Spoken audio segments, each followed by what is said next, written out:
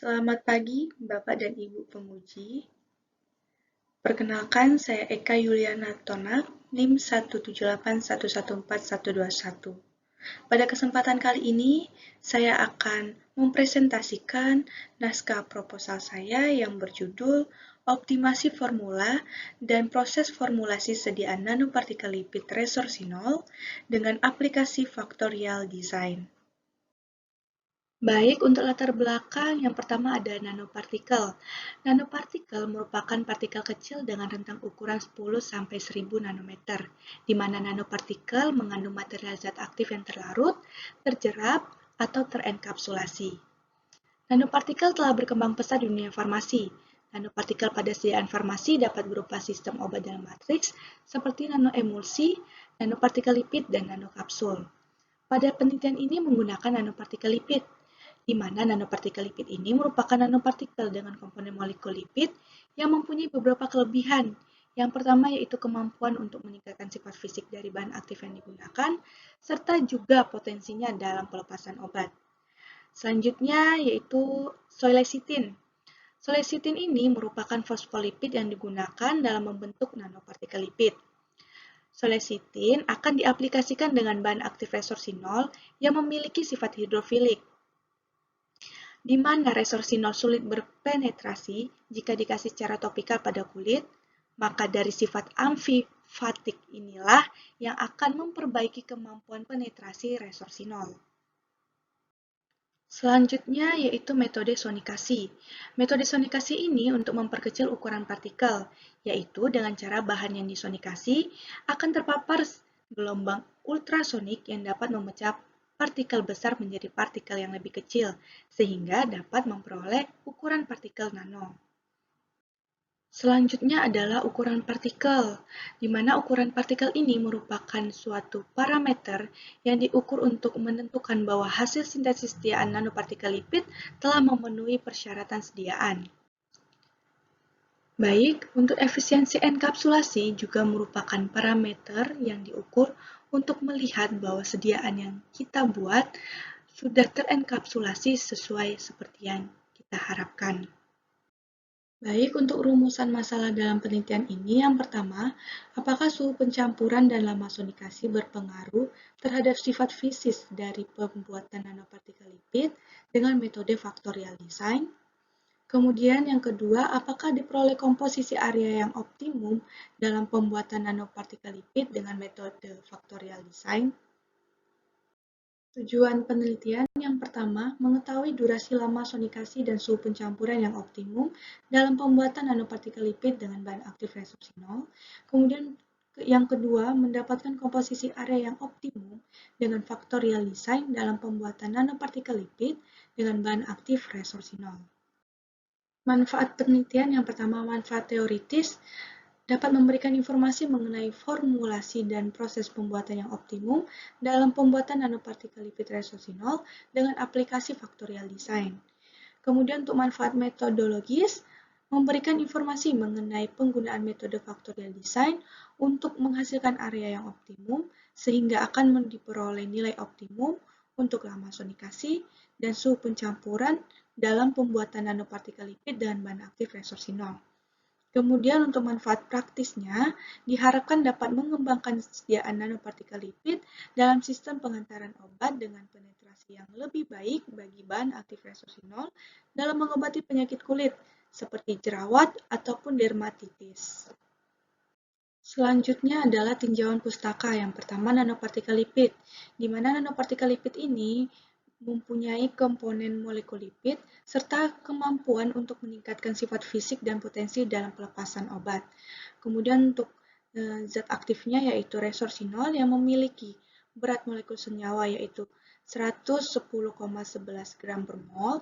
Kemudian senyawa resorcinol juga memiliki pKa 9,3 dan log P 0,8 dengan titik didih 280 derajat Celcius.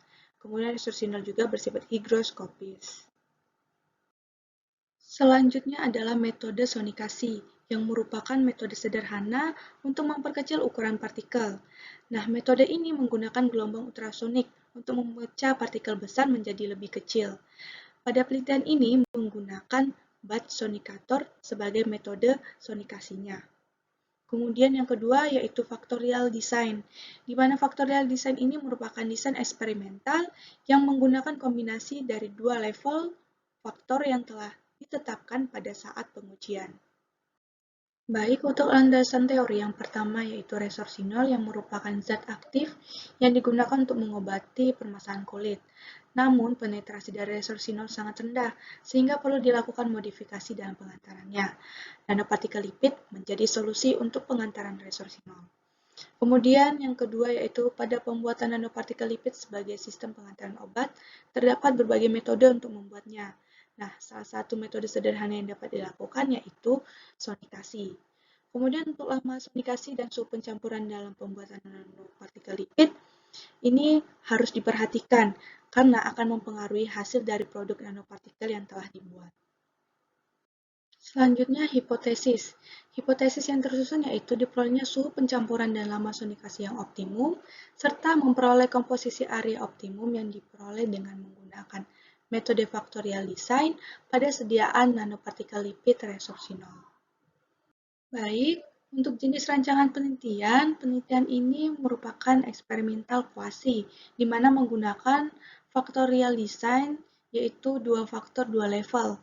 Faktor pertama yaitu suhu pencampuran dan faktor kedua yaitu lama sonikasi, dengan masing-masing pada suhu pencampuran yaitu 50 derajat Celcius dan 60 derajat Celcius, kemudian untuk lama sonikasinya yaitu 20 menit dan 30 menit.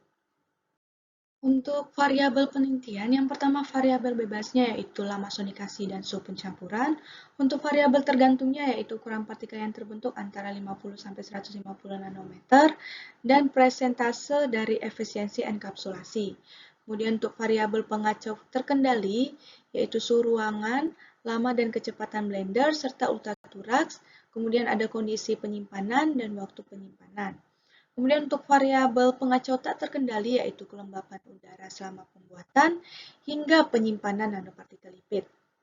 Baik, pada definisi operasional yang pertama yaitu solecitin yang merupakan fosfolipid yang digunakan sebagai penenkapsulasi bahan aktif dalam formulasi sediaan nanopartikel lipid. Kemudian yang kedua yaitu ukuran partikel. Ukuran partikel yang diharapkan pada penelitian ini yaitu kurang dari 100 nanometer, di mana ukuran nanopartikel lipid ini merupakan suatu parameter yang diukur untuk menentukan bahwa hasil sediaan nanopartikel lipid sudah memenuhi persyaratan sediaan. Kemudian efisiensi enkapsulasi. Nah, efisiensi enkapsulasi ini juga merupakan parameter yang diukur untuk melihat sistem pembawa dalam menenkapsulasi sehingga tetap terenkapsulasi dengan baik dari mulai pembuatan hingga pada penyimpanan sediaan. Kemudian untuk factorial design ini merupakan metode yang digunakan untuk mendapatkan suhu pencampuran dalam sonikasi yang optimal. Baik, untuk bahan dan alat penelitian, yang pertama bahan, yaitu ada resorsinol, terus solecitin serbuk, metanol PA, etanol PA, serta fase gerak yaitu ACN, metanol, dan aquabides.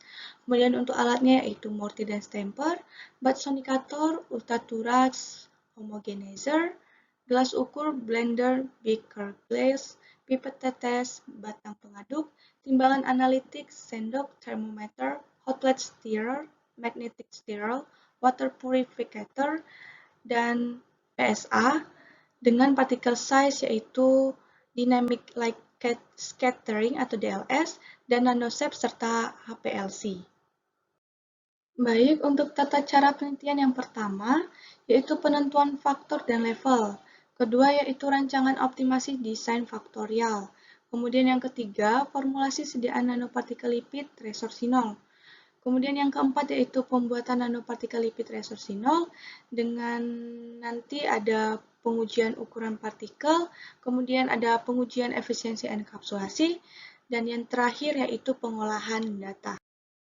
Baik, yang pertama penentuan faktor dan level, di mana faktor dalam penelitian ini yaitu suhu pencampuran dan lama sonikasi, di mana level rendah dalam suhu pencampuran yaitu 50 derajat Celcius, untuk level tingginya yaitu 60 derajat Celcius, Terus faktor kedua yaitu lama sonikasi, untuk level rendahnya yaitu 20 menit, untuk level tingginya yaitu 30 menit.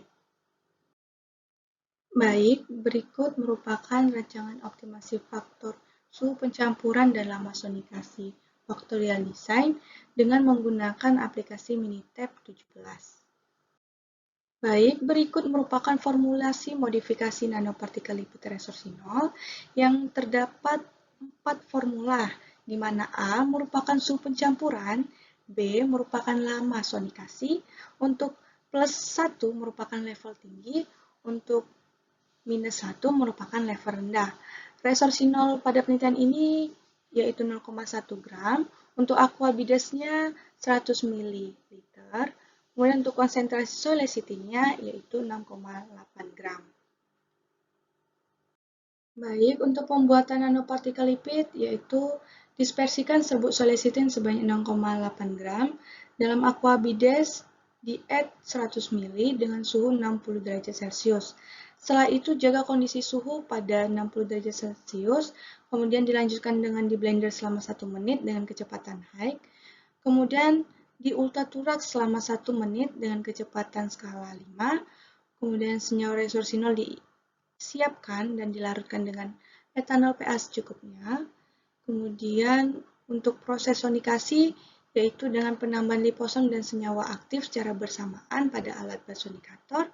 Kemudian sonikasi dilakukan selama 30 menit pada suhu 60 derajat Celcius.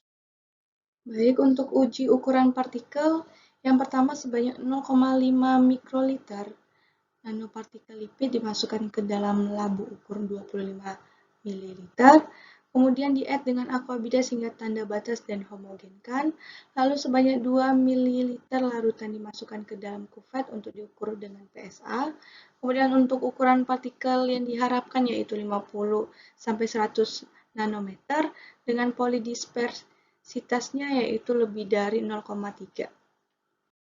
Selanjutnya, pengujian efisiensi enkapsulasi. Yang pertama ada pemisahan free dark menggunakan nanosep.